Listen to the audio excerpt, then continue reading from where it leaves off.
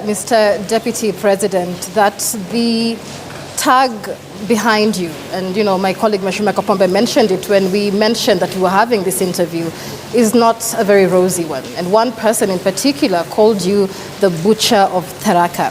I have two important questions I'd like to understand.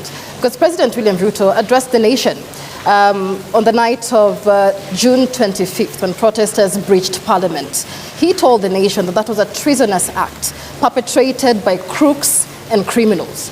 Do you believe that the young people killed by police during the protest were crooks and criminals and not young people trying to advocate for their rights? The protests of June started as legitimate protests by peaceful Kenyans who were expressing their rights and opinions on certain issues that they felt that needed to be handled by government differently. In the course of those protests, criminal elements infiltrated those protests, and it became very difficult. On the one hand, you have protesters whose interest is just expressing themselves within the constitution, but within their midst, there are people killing people, hurting people, looting property, and that's how Parliament was breached, because protesting does not include breaching in Parliament, which is a restricted access facility. And that day, we came very short of the burning down of Parliament. And in the process, the chambers of the Chief Justice were also vandalized by protesters, broke the wall, broke windows and doors, and stole water and other items. So the point is, how do we balance going forward? They need to protect the right to protest, but at the same time ensure public safety. Other countries have had their occasions, like the Americans had on 6th January 2020. Similar situation.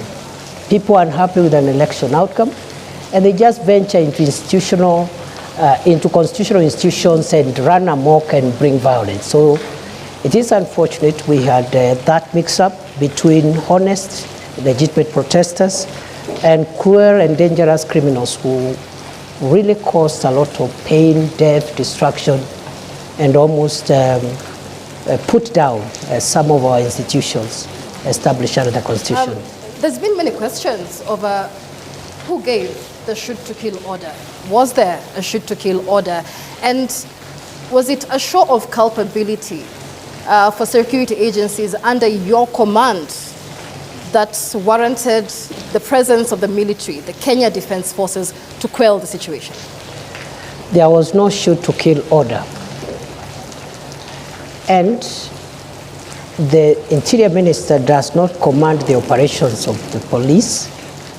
This is spelled out in Article 245 of the Constitution in very clear terms. If there was Your Excellency, I want to put this question to you, and it's a question of responsibility. When you're being vetted for the second time as the Cabinet Secretary Interior, there was a lot of praise heaped on you for combating banditry in the north of Kenya. And you appeared to acknowledge that.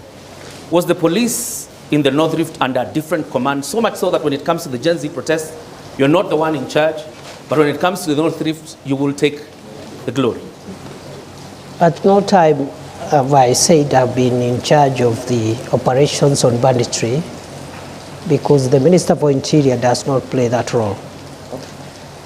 Have I provided it policy leadership to deal with banditry in the last 2 years? The answer is yes, in a very consequential manner, with great humility, because other than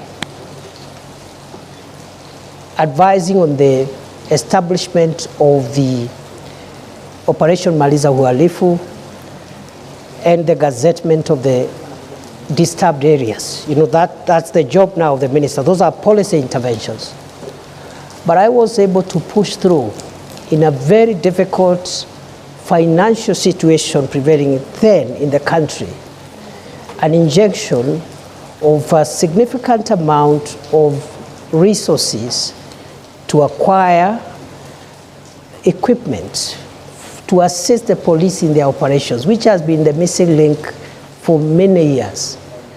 MRAPs, that is the mine resistance ambush protected vehicles, armored personnel carriers, drones, that is the aerial vehicles, unmanned aerial vehicles, and so many other, including personal protection items.